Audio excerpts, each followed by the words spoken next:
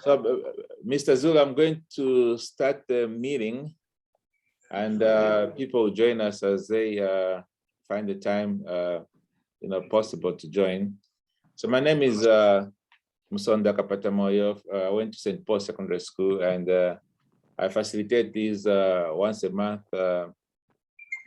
Zoom calls with the experts in different, areas of interest to our members. So, Mr. Zulu, you're most welcome to our end of July St. Paul Speaker Series. And we're excited that you'll be talking to us about, agricultural exports. And to the members that are here, Mr. Zulu is the principal agriculture economist in the Ministry of Agriculture in Zambia. And he's coming to us to talk to give us information about how we can enhance our productivity in the agricultural sector. So, Mr. Zulu, please take it away. Thank you very much. I am Peter Zulu myself. I went to a different school. I went to Matero Boys initially. Then I went to David Kaunda, where I did my senior secondary school. That's some years back. So I'm now a principal agriculture economist in charge of trade and entrepreneurship at the Ministry of Agriculture. I thought to begin with, I'd do this quick presentation, just to let you know what our department is all about, or the structure. So we have a directorate there, and then we have two chief deputy directors for now. Then we have, there are chiefs. There's a deputy director, then there's a chief. There are two chiefs. Then we have these units here. So I am here myself. Sorry for that. Yeah, so I am a principal agriculture economist here, where trade and entrepreneurship is. And then we are at provincial level, we go up as far as district level. So we are represented at all stages up to the district. And this is our overall objective, is to provide, of course, an efficient market. And then we deal in these commodities, which include crops, non-food, and also inputs. And then we regulate agriculture trade through these agreements, the World Trade Organization, and we have the United Nations Conference on Trade. We have our own COMESA and SADC at regional level. So we, even as we facilitate trade, we need to ensure that we adhere to these protocols and agreements. Then maybe to just briefly talk about why we engage in trade. So trade allows countries to exchange goods and services. So the nations that are strong in international trade have become prosperous. We all know that, and have the power to control the world economy. We've seen what has happened with Russia, Russian war, and so forth. We are dancing to the tune, and international trade has potential to contribute towards poverty reduction in our case. So what motivates the international trade? You, of course, can access goods that you cannot produce, or you cannot wholly produce in the country to just top up. Then we avails you a variety of things. Then also a competitive advantage. You can produce more and export. A comparative advantage. You specialize in the resources you have. Then of course, creates employment. Price moderation also, when prices, I remember last year when prices of cooking oil started shooting up, we waived the duty and started allowing imports of cooking oil to ensure that the prices are moderated, and it worked.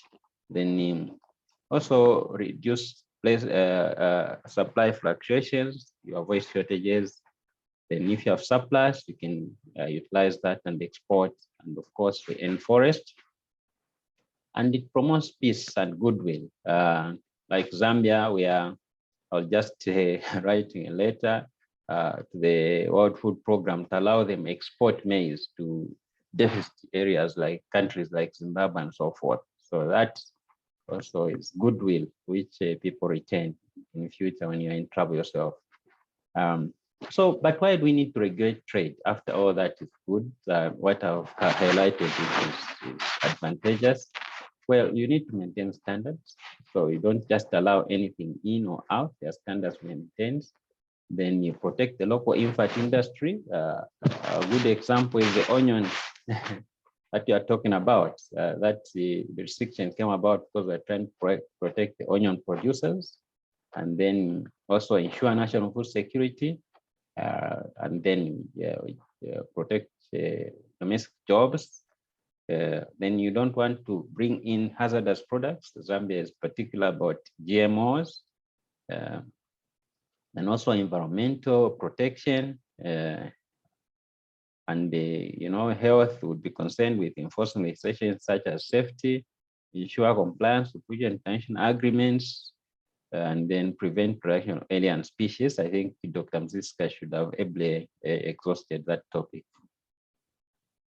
Then, so in Zambia, we have these legislations that regulate, it may not be the exhaustive, but we have the Plant-Based Disease Act and the Noxious Weed Act. These are all under phytosanitary. Then we have the Plant Variety Seed Act. If you're dealing in seed, the institution is called Seed Control and Certification Institute. Then we fall under this.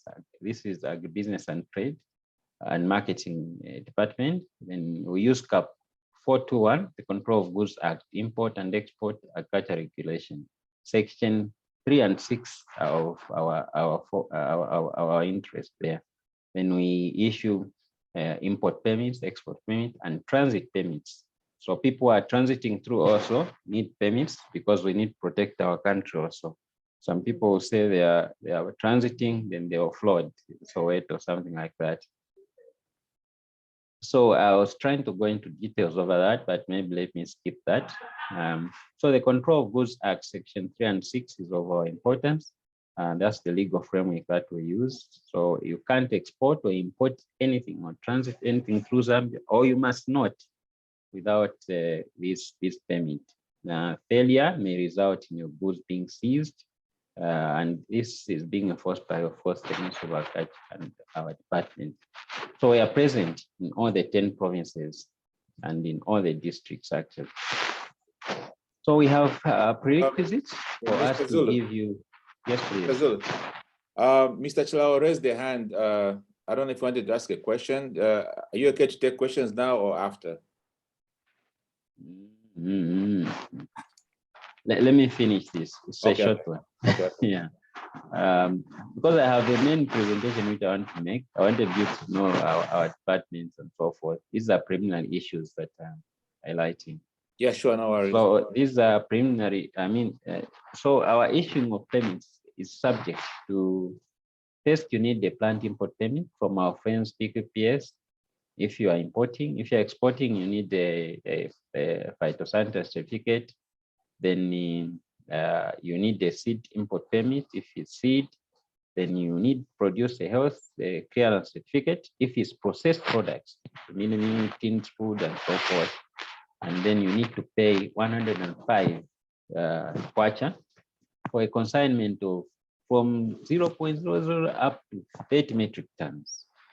Then our permits are valid for 30 calendar days.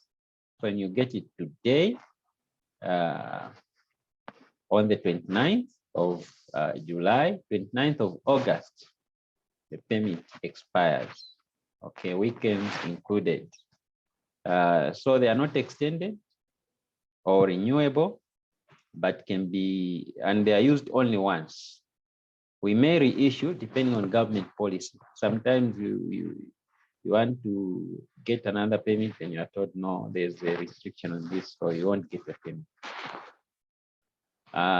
That's what I'm trying to say here. Permits for sensitive commodities like cooking oil, maize, and maize products have been centralized. So basically, they are issued and approved from Lusaka. This is the summary of the steps if you want to get a permit. So you collect an application form. By the way, I should mention that we've moved out of this. This was our manual system. So for imports, you'd go collect phytosanitary measures documents. For export, the same. Then you submit to our department the above forms, and then complete an export application form. Then you pay the fee and you collect your export import payment. We used to give 24 hours maximum for that, and we're in manual, and it still stands even today. Let me just conclude. I think this is a misplaced slide. It's talking about international trade, which we had earlier on. So let me just, let me just conclude by saying that international trade is important for economic development, and we are surrounded by 8 neighboring countries, so we can't avoid it. We must therefore do everything possible to facilitate legal trade. We must, however, regulate trade in order to minimize the negative effects that are highlighted there and protect our country from pests and diseases. We've suffered this in the past, where we had larger grain borer and so forth.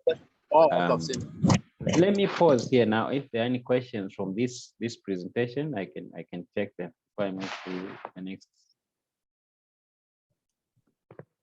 Okay, our colleagues here on the call, Mr. Zulu has given a preliminary information about how they handle business there. If you guys have any questions, please go ahead before he pivots to a different part of the presentation. While people are thinking about what to ask Mr. Zulu, I have 2 questions. One of them was that you said you've stopped the manual system of payment application. So I'm assuming you have something online. How do you handle the digital divide of people that do not have access to the internet?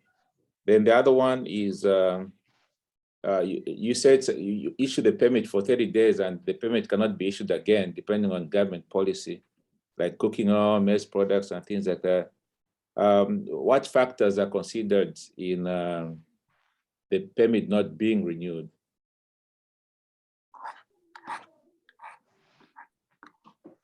Okay, thank you. So on people without internet, we have opened up, although I should point out that this is mostly in border towns and provincial headquarters. People can walk into any of our offices, and the officers have been asked to facilitate. They've been trained, and so they can help. But here at headquarters, we've actually got a customer service center, which is it has computers, it has internet. So you walk in, and there are officers there that will take you through, apply until you get your documentation. That's the next presentation I'm going to make, but yeah, that's actually how we have tried to deal with that. This is with the realization that you know, most of our people, as you rightly pointed out, may not have the privilege of having access to internet or even a computer or a smartphone. Yeah, so we try to meet them halfway through those facilities. Then on renewal, renewal is not obvious. That's what I was trying to say, because government policy changes. For example, we are now allowing exports of a number of commodities, soya beans, maize, and so forth. But if our brothers, the politicians, feel that things are not okay, usually prices are the best indicator, then they may ask us to stop allowing exports of these commodities. So, for example, you could have a permit, then it expires on you. Then you want to renew it. So we won't renew it based on that. We tell you that no, we have now stopped. But if you already have a permit, we, as much as possible, facilitates that you conclude your business. If it's import, you import. If it's export, you export, so that you do not lose money. In the past, we used to stop even at the border. You come with a truck, we tell you no, it can't come in. Now, that wasn't very good, but we've moved from that now. Yeah, thank you. Thank you so much. Before you pivot to the next one, for the guys from the St. Paul's area, if you don't mind, in the chat, just writing your penta. So Ivy, at St. Paul's, we have a lingo that says penta is the year that you graduated from St. Paul's. So I'll put my penta there and my house that I was in. That's how we kind of network. So go ahead and put your penta in there. And I see that our PS, Mr. Mbozi, is joining in. Mr. Lumbama, go ahead and ask your question. But it's the same to 70 by 2.5 by 50. It's very small. Go and ask your question. Hello, I am receiving a feedback somewhere. I don't know. Maybe it's Mr. Mbozi. Yes. Yeah, but, I see the PS is joining. Yeah. Go ahead. Okay. All right. How are you, Mr. Zulu? I'm fine, thanks. How are you? I'm fine. Mr. Zulu, looking at what you have explained and looking at our country, I'm sure we can go further. We have these rules that or regulations that regulate us, especially in the terms of export and import. But I don't know. I'm looking at a change of certain things like a deliberate policy where the government itself, Ministry of Agriculture, comes in as an exporter also, knowing where the market is, knowing what is required outside Zambia. For example, now Zambia, is growing a lot of soya, which is demanded outside. But we have these policies, and I'm sure economically we can grow faster than just allowing the farmers to struggle to get these permits.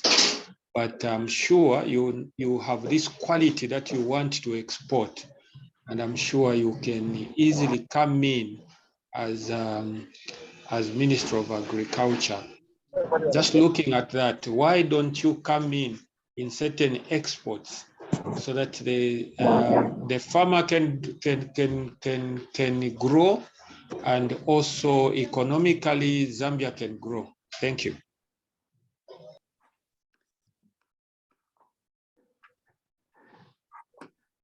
Okay, can I go ahead and attempt that, the question? Yes, sir. Yes, sir. Okay, no, thank you very much. So it's a very interesting question. We do somehow allow get involved, but not as directly as maybe a permit being issued in the name of Ministry of Agriculture and so forth. We have had a number of trade protocols and actually trade between what we call government to government. I think in mind you should have the Congo maize supply, where we committed that we'll be supplying 600,000 metric tons of maize and milling to Congo. And currently Zimbabwe came through and other countries soliciting for maize from Zambia. We call them government to government, but it's not that governments who get a permit in its name, no. Usually what happens is we give the private sector to do that. FRI has been allowed, for example, to offload 450,000 metric tons. So FRI, we are saying FRI, that's the government entity, we are saying they're exporting. But actually it's private sector that goes to get the maize and then export. But the price that we are selling at actually a price that is profitable to the government and the FRA through FRA, of course. So the thinking is that we should not crowd out the private sector. Government is too powerful, huh? And they have a lot of money, so they can easily crowd out the private sector.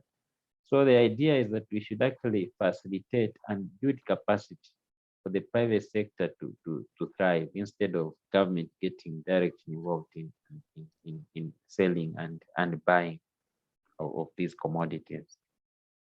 Thank you. Let me pause there.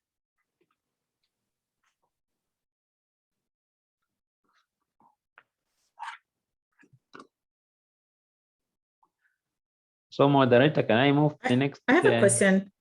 This is Ivy, representing Chipembi. So thank you so much for allowing us to join. I think I see the numbers growing now. So most of the people were not there when I was introduced. Sorry, I'm not on camera. Hopefully at the end I will. My question is regarding soya beans, for instance. I know that the prices of soya beans have come down quite a bit this year. Does it mean that the private sector is not responding to the incentive to export? How do you marry the two? They're allowed to export, and it seems there's an oversupply in the local market.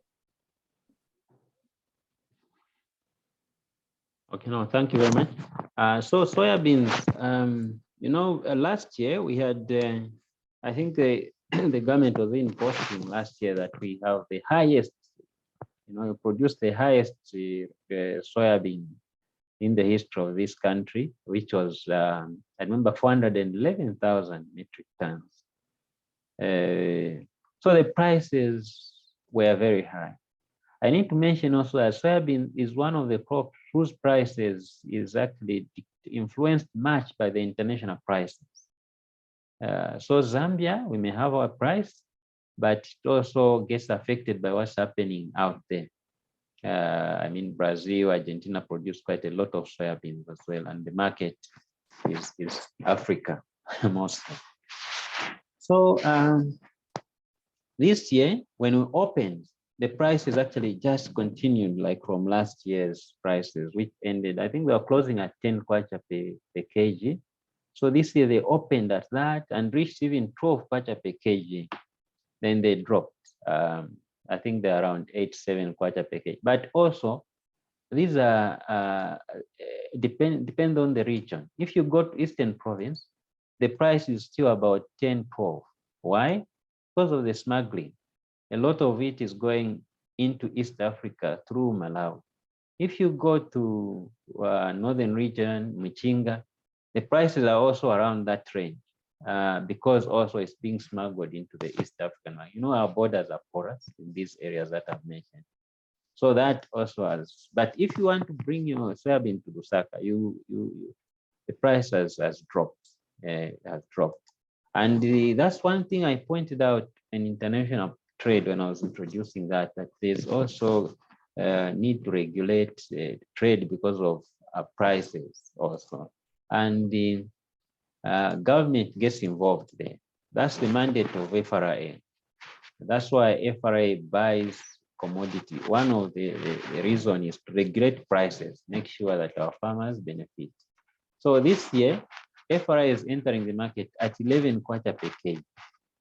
And they'll start very soon. We're just waiting for the moisture content because they store their commodity for longer periods of time. So they need it at the correct moisture content. So they'll enter the market at 11 kwacha. And we are hoping, and I'm sure that will happen, prices of soybeans will shoot up. And some farmers are holding also, waiting for that time. And FRA will be buying the price of that price. So, but internationally, the price has dropped. It's about 3,000 something, per ton, which isn't very good. So we're actually higher than it. We are buying soybeans at a higher price than the international community. Thank you.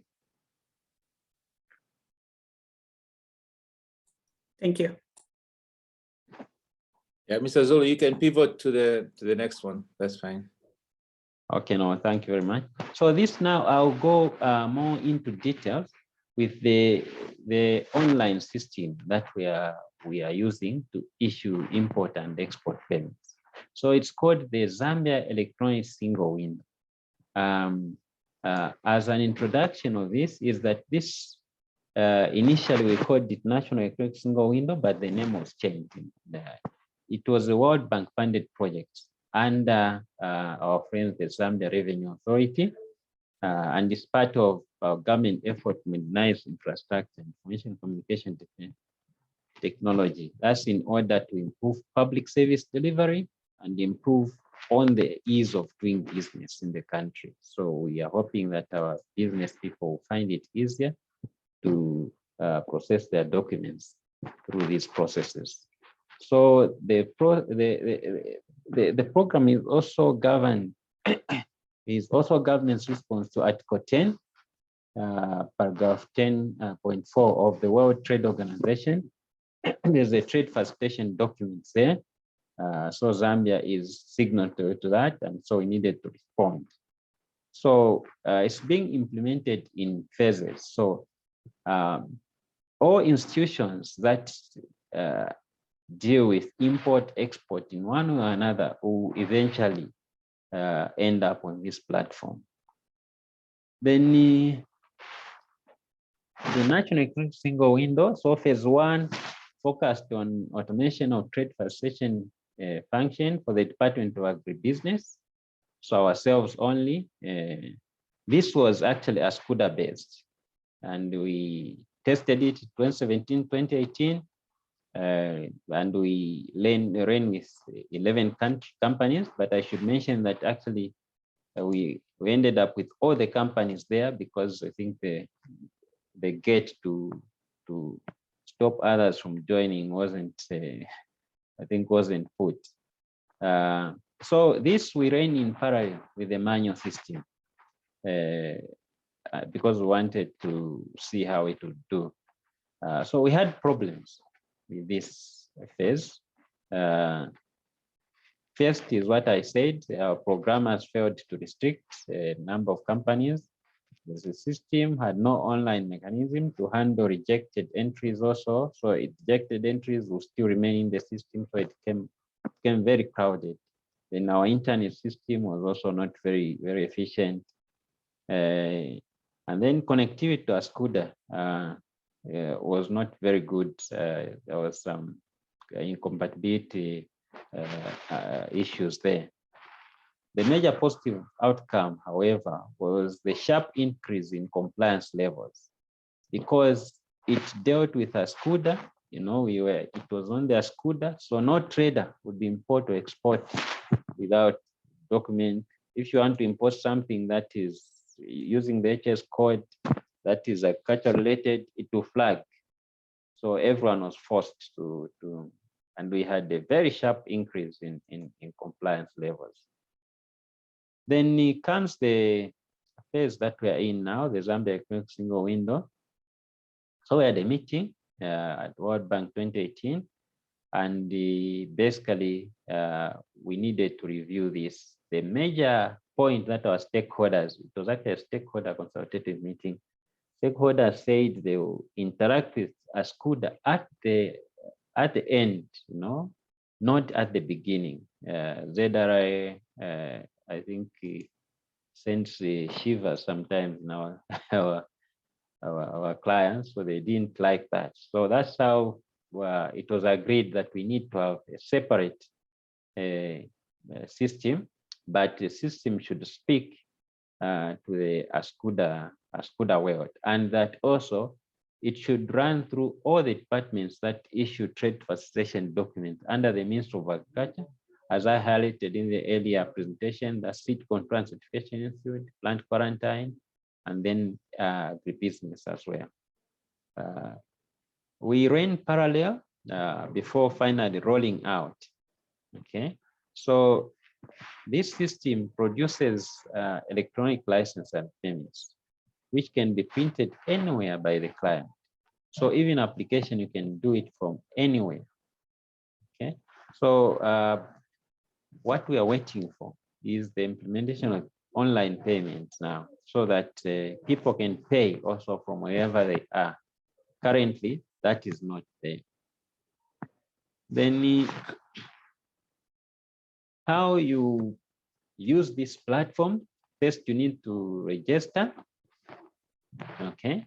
As a client, you log into the system. This is our link, HTTP and so forth. So through that link, you log in. Then you are required to complete a form, a registration form. After that, there's a submit at the end, and then you need to send just an email to these highlighted email addresses. These are ZRA officers who will then register you and send you login details. Then you register only once. Okay, then you can use the system wherever you are and whenever you need to. So when applying for permits on the platform, you log into your now registered window, then you use your username, which is usually the email address, and your password, which you created. There's a default password that will be sent to you when you register. So you need to change that to your password. And then you complete an online application form. This form, you put in the details. Now, the goodness with this system is that unlike the manual one, where you needed to fill these application forms when you go to Mount Makulu, I mean, PQPS, you fill in, you go to SEED, you fill in, you come to us, you fill in. Now you fill it only once. So all the details needed by the three institutions, you fill them in at once. And the system itself separates on the permits as to which information should be on which permit. Then the client may require to scan or attach some documents. For example, the health clearance certificate from our friends, the Ministry of Health, is not yet part of the single window, but that's the idea that it should be. So you need to scan those and then attach. And then any other requirements, like maybe inspection reports and so forth, you may have to attach those and even GMO clearance certificates if need be.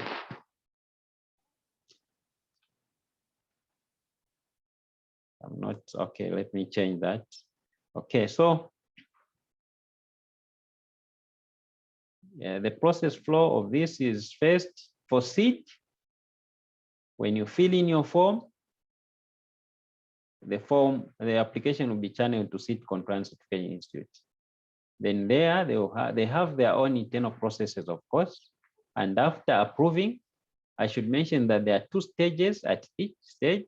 So in SEED, there's what we call a document checker, someone who check on the correct completeness of the application form. And then there's the final approver, the one who really issues the payment. And after that, the SEED application, if it was SEED, it would go to plant quarantine and phytosanitary service.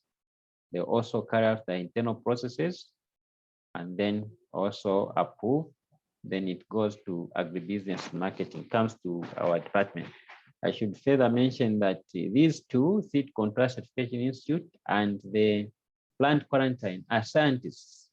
So they look at specific scientific parameters like seed, how does it germinate here? What's the germination rate?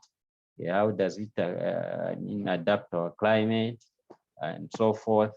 Like PQPS, look at pests. What pests could this potentially be carrying? Is it free from such? And so those are scientific issues.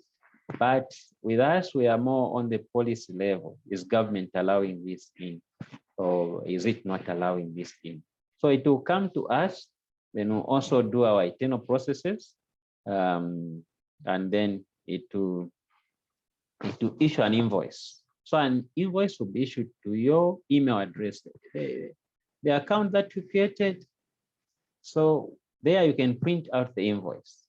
the invoice is a composite. So it will charge you for all the services that were offered from seed control, PQPS, and ourselves. So you pay that. We have, if you are privileged to be in Lusaka, you come to our office, you can even swipe. But if you are not in Lusaka, you can pay through the bank and then attach some default slips and so forth. We have email addresses, which unfortunately I didn't highlight here, which you send your receipts to, and then accounts are quits. Department of Accounts quits. Then when that is done, the documents are also issued into your account, the account that you created, and you are able then to print out all the required documents. Okay.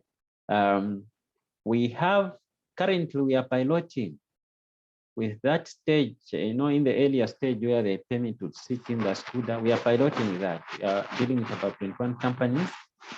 So these companies, after getting the payments, although it will come into their account, but it will also send the same documents to a SCUDA world at ZRA.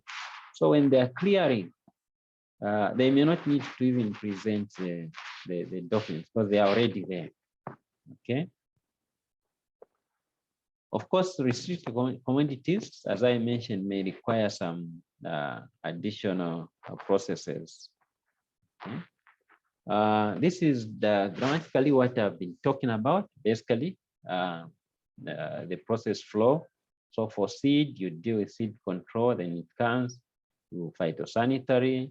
If it's processed produce, you have seed Ministry of Health here, and it comes to our Department of Business. Then the clients prints invoice, makes payment, presents invoice, and then the finance departments are quiz. Then you are able to get your documentation. Okay. So this is the same, but in another format. I'm looking at who is doing what. Ministry of Agriculture issues application forms, client completes forms, and so forth. So currently, the commodities that are restricted in the country are these. In terms of imports, we have wheat and wheat flour, and then we have maize and its products, which includes meal, maize grit, maize bran, and then crude and refined cooking oil and sugar. And then for exports, we have also wheat and wheat flour, we have maize, maize products, soya beans, soya cake and soya meal, then crude and refined cooking oil. These are also restricted in terms of exports. So reasons for this, I think I tried to highlight them in my earlier presentation. Then in conclusion, so the Zambia Extension Window has harmonized processes of trade facilitation under the Ministry of Agriculture and reduced the cost of doing business to our clients. Then they soon to be included online payment to make things even better. So we are saying there is, however, need to ensure its compatibility with the government network to test smooth operation. We usually have the government network rejecting the system. So how do we determine, for example, on sensitive commodities, how do we determine what we should import and export? Well, we have a process, it's a consultative process, stakeholder consultative process. So we engage stakeholders in the sensitive commodities areas that I highlighted earlier. So for example, wheat. Let's say we are saying wheat, do we need to import wheat? We are currently actually importing wheat. So how do we arrive at that decision? We engage the farmers, we engage the traders, the millers, and discuss how much wheat we expect, how much wheat we have in the country, so how much do we need to import, and so forth. And then we come up with modalities. Modalities to guide the import and export of these commodities. And allow me to highlight what we have currently as modalities. So the first one is there's this one for GRZ FRA Maize Export Program. So this is how the modality looks like. You see here, this is a stakeholder consultative meeting. I'm saying following the Stock Monitoring Committee meeting held on the 7th of June, that the Ministry of Agriculture has authorized export of 300,000 metric tons of maize grain per month. The export program will commence on 1st July and run up to 30th April. And to facilitate smooth operations of this, then following modalities have been put in place. GTZ stands for Grain Trade Association of Zambia. They've been allocated 210 metric tons out of the 300, which is 70%. While those that are not members, which include farmers, the small aggregators, and so forth, they have 90,000 metric tons, 30% of the allocation to export over that period of time.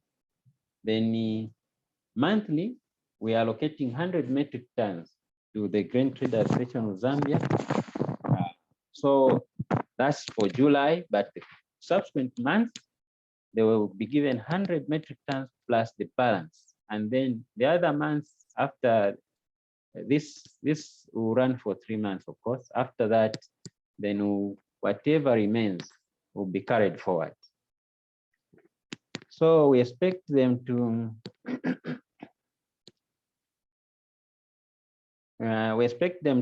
send a list.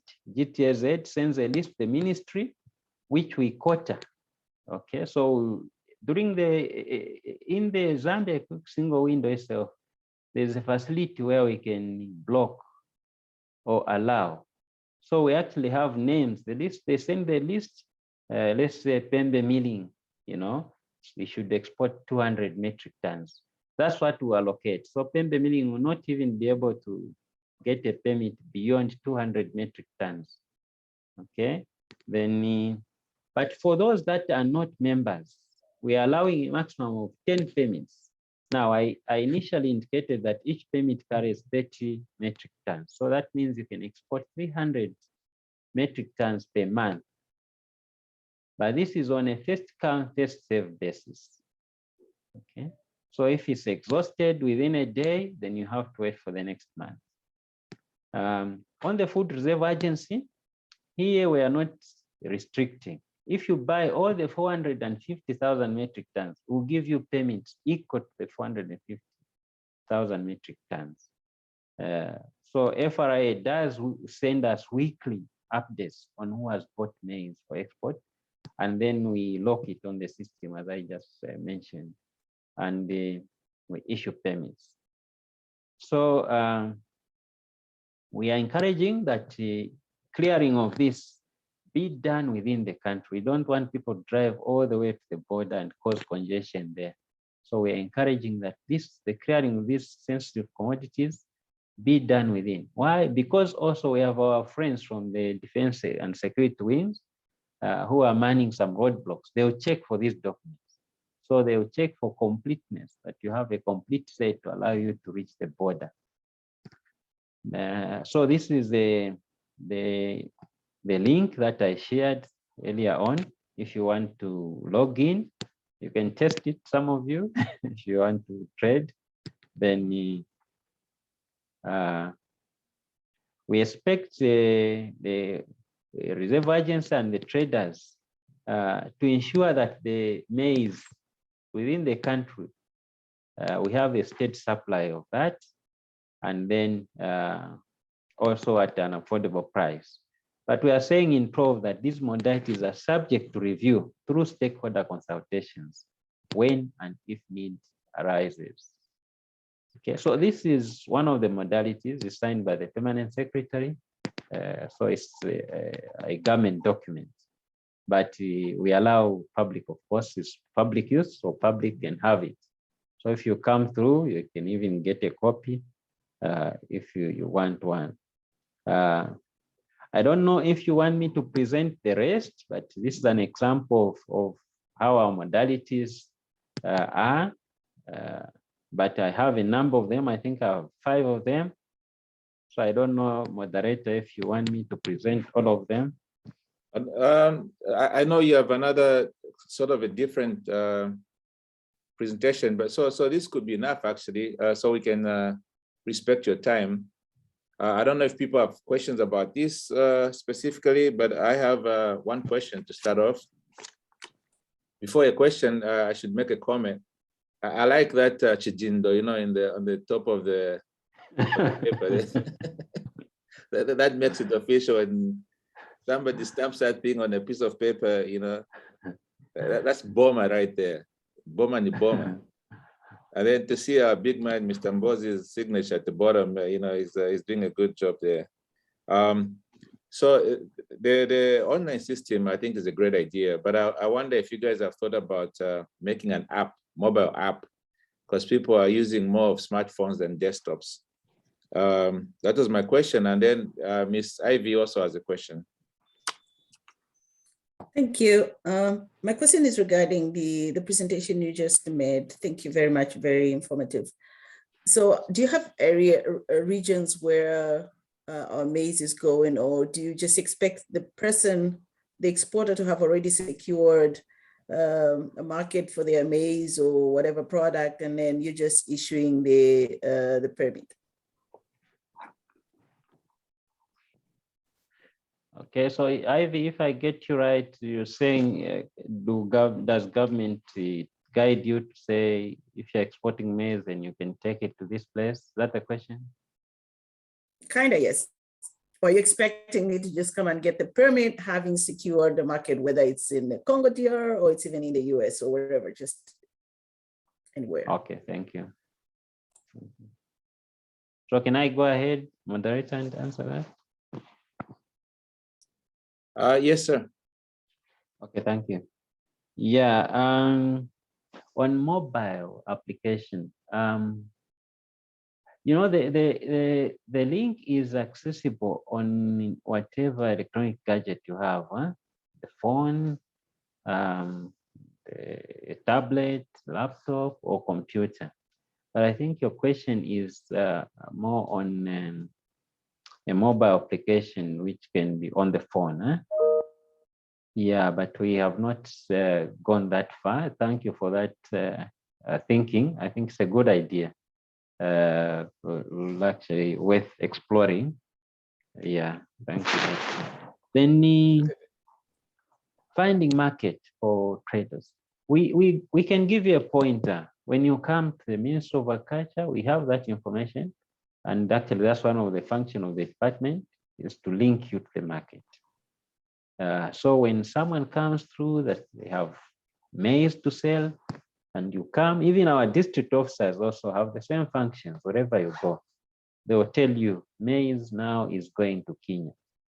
That's actually a fact. Huh? It's not just an example. That's a fact. Most of our maize and soya beans are going to Kenya now. So then we have also these partners like the Grain Traders Association of Zambia, who refer you to them. They could have more specific information. They will link you to a miller in Kenya or Burundi or Rwanda and so forth. So we do that, but we do not restrict you. If you already know where you want to check your commodity, you want a permit, we'll give you the permit. Okay, we'll give you the permit. But if you say, I want to export maize, but I don't know where to take it and so forth, we'll give you some pointers also. Yeah. But of course, we won't tell you, no, you should sell at this much and so forth. Those are your business decisions that you make. We may tell you that maize in Kenya now is going at this much, transportation will cost you this much, then you make your decisions. But if you want to sell it cheaply or more expensively, that the government may not be of much help. Yeah. Mr. Zulu, there's another question from Mr. Kambwamba. Moses, go ahead. Well, mine is not a question, Professor. I just want to find out if Mr. Zulu can share the whole presentation with us. It's been quite bulky, and so probably we could have missed some key points. I'm just requesting that if he can share his PowerPoint presentation with us so we can have ample time to go through. And then also his contact, just in case we have got individual questions to ask him after the meeting. Thank you. Super, I'm interested in his contacts as well. Just as a follow-up to potential customers for maize exports. Thank you. Okay. No, I think I'll share my contacts, and I'm also available to be invited for lunch, supper, you know. Yeah, but yeah, we are government officers, so our contacts, we don't hold them back. We'll share with you. Thank you. I think at the end of the presentation, moderator will request remind me, then I can share my contacts. There was another question from Mr. Tambala Muyawala. TM, go ahead. Good afternoon, and good afternoon, everyone. I may have missed it.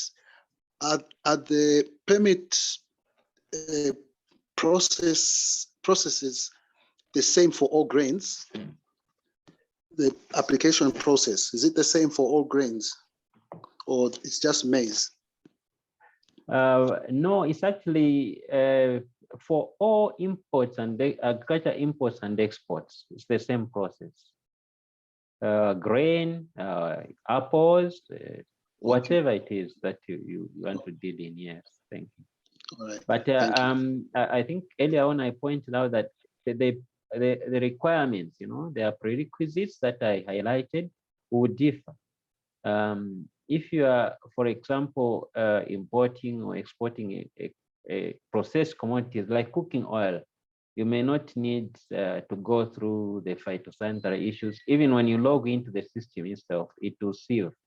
You instead come direct to us, and we will need you to attach maybe the health clearance certificate from the Ministry of Health and so. So there are small differences, but the system is the same, basically. And the charge is the same. Thank you, moderator. Yeah, thank you, sir. Thank you. Yeah, give us the next one. That was my presentation. You want me to give you the let me do this now and share with you the modalities. Okay. Yeah, because I shared one, so maybe let me share the rest.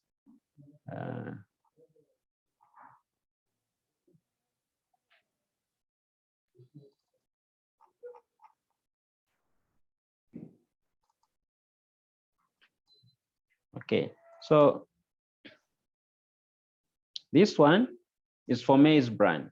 I hope we know what maize bran is. A gaga. In Nyanja, we call it gaga. I don't know. I don't know what other. Just go it. Yeah. So this is the medical, basically a major ingredient in the feed formulation. Feed for livestock, chicken, poultry, and so forth. Poultry, I mean, and beef.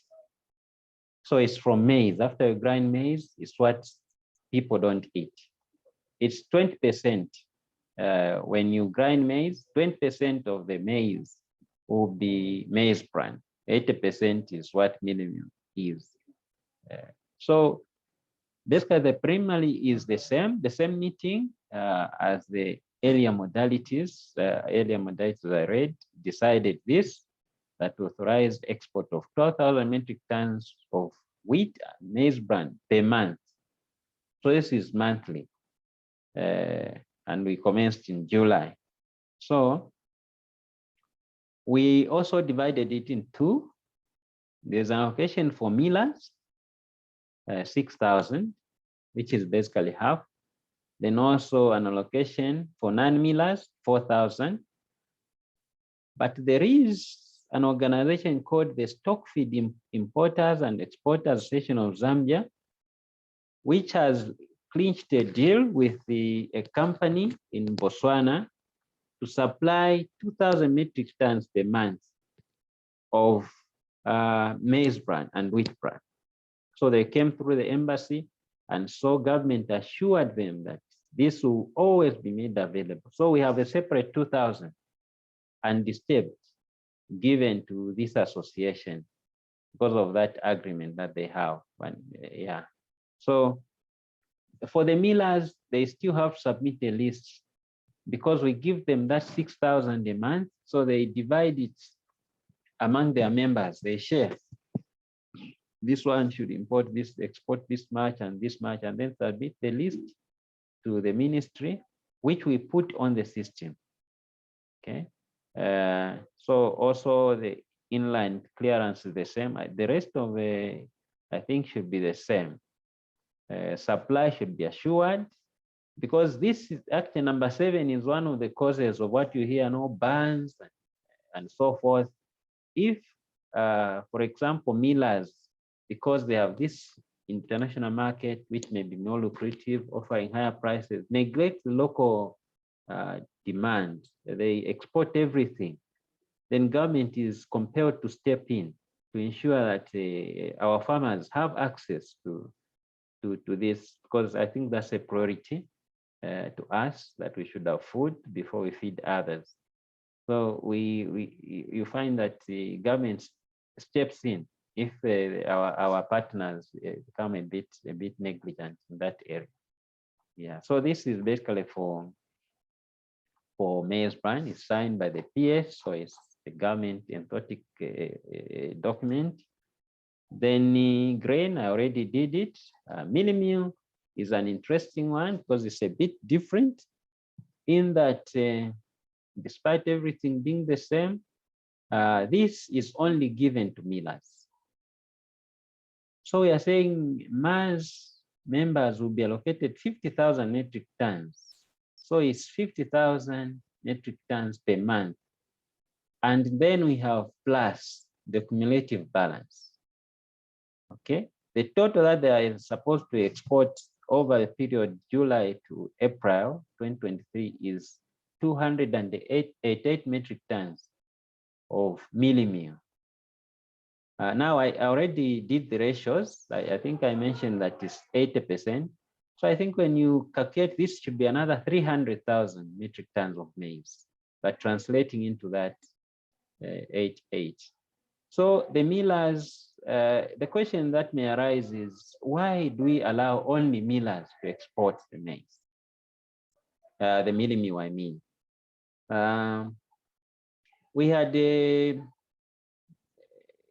bad experience, I think 2018 or so, when we said, okay, we can export milli meal, everyone can export. And we know the major market for milli meal is Congo, DR. So people simply started off from Lusaka and wherever and went into the shops on the copper belt. To cut on transport, of course, made business sense. Huh? After exhausting all the milli meal with the millers, then they walked into ShopRite. There were vans and trucks outside stores, and they mopped all the milli meal. And that sent a panic, you know, our friends, the politicians. There was no milli meal, not that there was a rumor, there was no milli meal. Even officers, we sent officers in the shops to check, there was no milli meal. So now there was an emergency, and the trucks were mobilized. Lusaka millers were asked to deliver milli meal to Copperbelt, and they did that. And we did that, of course, and sealed the borders. You know, the soldiers were in the roadblocks and so forth, and it was like, you know, it wasn't a very, I think it was a very costly exercise. So we learned from there that instead, let's give the millers to do the export of milli meal. But although millers get the permit, they have a leeway. Okay, I think it should be within here. They can use anyone else. It's not them to export. So if anyone wants to export milli meal, they simply walk to a miller. I want milli meal, I want to export. So the miller will get the permits for them and all the other documents. So they are allowed, and millers have been spoken to through the Millers Association of Zambia that they should facilitate export of milli meal by other people other than themselves. There are millers that I know that don't even export, they even just get permits for other people as well. That's why I was saying it's a bit different from the other one. But number 7 still stands. if prices and supply are disturbed on the local market, government will step in. Okay, and also FRI steps in also if prices escalate, and then we know that it's because of non-availability of the maize. That's when you hear that FRI has offloaded some maize on the market for price and supply moderation. Yeah. Then let's look at soya beans. Soya beans, currently, we just allowed 30,000 metric tons to be exported. And the grain traders were given 18,000, and this 12,000 was open for anyone. So 18,000, we gave it to them, they submit a list, and we also allocate to the people the companies that they have submitted. But for those that are non-members, we allow up to 60 metric tons of soybeans per month. So we'll give you 2 permits per month on a first come, first served basis. Yeah, the rest should be the same. Yeah. The other commodity, which is soya cake, is like mealie meal. We have locked it at 25 per month, and it's only an organization called Sedora, which is Crushers and Edible Oil Association, that are allowed to export soya cake. It's also an ingredient major ingredient in the stock feed industry. And also, you know, we are eating a lot of these soya pieces and so forth. They come from there as well. So the reasons are the same, that when we allow everyone else to export, then we are likely to create a shortage. So it's restricted in that sense. But I need to mention that we are stakeholders have come forth and complained or submitted that maybe we need to open it a bit more. And we're still thinking about that other institutions, other organizations like the grain traders could also have a quota, and maybe we could, as we are doing with maize bran, leave a small portion for whoever, because we've seen the mushrooming of small manufacturing, cooking oil manufacturing plants, very small, maybe like backyard, but they are processing. So want those also to have access to this money. So that's in the pipeline. We are praying that it will be approved, that it will go through, that people can also have access to this market. I think let me stop here. And thank you very much. That should mark the end of what I had to share with you. Unless you want to see, maybe, can I share this with you? Yeah, maybe this will just highlights of what we've been able to export in the past. This is maize grain, mealie meal and soybeans, what we've been able to export in terms of from October 2021 to date. So you see, this is maize grain. You see that exports have been very low, actually, disappointingly so. Actually, we are thinking that you export quite a lot, but you look at what the allocation is. This in red, and then look at what is actualized. Very, very little in terms of maize. Then you have mealie meal faring a bit better, but you see from October to now, none, well, this is up to April, I'm yet to add the other month, but you see that none, not even a single month in which these guys managed to exhaust the allocation. So they're always operating below allocation. And this is soya beans, also very disappointing. This is soya cake, even them. So we really, we need people to come on board. You know, the government has opened these, but I think people are not really coming forth to actualize these exports. Funnily enough, if we said today that okay, we are stopping exports of melamine, you the outcry that will come out, you won't believe it. But okay, here you go ahead and export, then they don't come forth. So I think it could be something that we need to do, maybe to excite our business people to. I pray that it's not the processes that are complicated, but I think we are really trying to make them simple as we possibly can. So moderator, let me end my presentation there. Thank you. Oh, Mr. Zulu, this is an excellent, very excellent presentation. We have two people that want to ask you some questions. Okay. Mr. Lumbama, go first, and then Chalo, you go next. Mr. Zulu, congratulations for all your explanations. I think they are giving us light. But I think I had put it in the chat because now you are on PowerPoint and you can't see my question, or what I want to know is there a link? For example, we monitor the stock exchange. So is there a link that you can monitor these exports, for example, that you want to export? Is there a link that you can easily connect to and see where there is demand, where there is market? Is there a link that you provide apart from that information? I think where there is market and what is expected. Is there a link?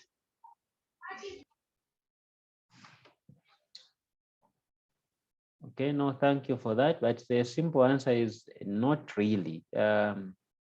We don't have a formal link where you can access, you can click and say, okay, so there's this market for that. But it's still quite manual, so to say. We can chat to us, then we can give you pointers, as I earlier on mentioned. Yeah. But locally, there's a mobile application. It's called Mano, MAANO. Well, it's downloadable in Google Play. You can download it, and it's operating in line with what you are saying, but more it's domestic, not international. So suppliers and buyers can interact with that. I would actually recommend that if you can download it. It's our friends, the World Food Program, that helped develop it. Yeah. Okay, I'm sure it was a question following up what I've had asked earlier on. Thank you. Yeah, thank you very much. Chalo, you're next and last. Thank you very much, Prof. Mr. Zulu, thank you for this presentation. It's very enlightening. And my question was regarding the graphs that you just showed towards the end. And from what you said, you really, and correct me if I'm wrong, I don't want to put words in your mouth. I don't think the Ministry of Agriculture fully understands why there's that drop in exports when the market has been opened. And are you instituting any investigations or maybe talking to the producers or the exporters and seeing why there's that disconnect? One of my thoughts is that maybe it's a lack of information. We suffer from a lack of information as Zambians in a lot of spaces, and people might be functioning off of an understanding that maize exports are banned. And do you actively advertise in the newspaper, or maybe put it out there and say, hey, we've got 90,000 metric tons or whatever the number is allocated, and we need people to step in and export? Or are there active measures being taken to mitigate the difference? And by the way, I did start downloading that app. Thank you for that information. I think that would be very useful. Thank you. All right, very, very good. I'm also learning. I think the previous question about monitoring and so forth. And what you've just submitted, I think, is something that we need to look into. We've had some ideas on having these in print media and so forth, but I think your question just maybe is telling us that we need to move a bit faster. Thank you very much, but we need to work on that. Yeah, that's true. Don't worry, we'll use up the quarter. All right. I like Thank you for that. the information. Yeah, we will take it up. Okay, no, you're welcome. So, Mr. Zulu, so we've come up to the 1 hour limit, and we want to respect your time. This has been an excellent presentation, and just in summary, you've told us about the digital platform, which is the Zambia Electronic Single Window. And I think that would be helpful to even answer some of the questions that were asked later on about where to access certain information. So that's pretty cool, and especially that it can be accessed on any mobile phone. We also now appreciate that the decision-making is not random, because on one end you have the scientists, and then you have the accountants and economists, and all of you in the technocratic space that are doing a lot of good work there. But you didn't address like non-traditional type cash crops like millets, flowers, berries, and so forth. Maybe that could be another time. Lastly, about the information that Charles was talking about, maybe it could be handled with a dashboard. So for example, this chart you have on soya beans could be put in a dashboard so people can just go to your website, see what the trends are and so forth, and make up their mind. But man, this is a lot of information, Mr. Zulu, that you've given us. It's very much appreciated. And if I was in Zambia, I would invite you for, Kanshima, as you said, and we can chat some more. This is wonderful. You guys are doing great work. I don't know if anybody on the group has anything to say. Mederido, you should tell us why you guys are not exporting, even though permits are given. Mederido, tell us why you guys are not exporting. Professor, I'm dumbfounded today. I have got no comment. The figures I've heard that we are not exporting. No comment. I can't comment today. Okay. Yeah, sorry I put you on the spot, but yeah, you guys should put up those permits. We have not explored this very, very big opportunity. And it's for a farmer like me, it's sad to hear that we are always crying for this, and when it's there, we are not utilizing it. So it's something that we need to work at very, very hard so that we get into that export market. That's true. We will make a plan. For now, we are powerless. That's true. Thank you so much. Makombe, you owe Mr. Zulu some Shima. Yeah, Mr. Zulu, I'm gonna make him some good in Shima.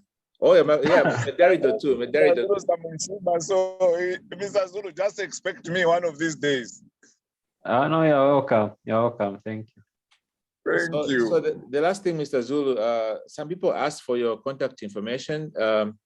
Would you like me to give them your email or other contacts information? Yeah, please feel free. Both my email and even the phone number, you have them. So please just share with them. We shall do that. And I'll also send you the recording of this presentation, as we shall send it to other members that didn't make it today. So thank you so much. Okay, no, thank you. It's been a pleasure. And I hope people have known what to do. We hope, and I hope next week to see a lot of you applying. Yeah, but you complain that no, you are delaying, then that would be a good complaint, because we know that people are overwhelmed. Yeah. That's true. Okay. Yeah, thank you so much, boss. And to the members of the forum, please, thanks for coming. And I hope you have a good Friday in Jakarta. But there's Ivy. How are you doing, Ivy? I'm good, thank you. How are you? I'm good. It's been a long time. Yes, a long time. Working from home, so just switching between laptops and. Oh, I see. Yeah. Well, thanks for coming to this St. Paul's Forum. Maybe one of these days we should have a debate between Chipembe and St. Paul's. Bring it on. Fighting words, Prof. Fight. We still have it. We still have it. with Oh, us, really? so, yeah. Yeah, because what I remember is that we always won. Oh, come on. I told you, just bring it on.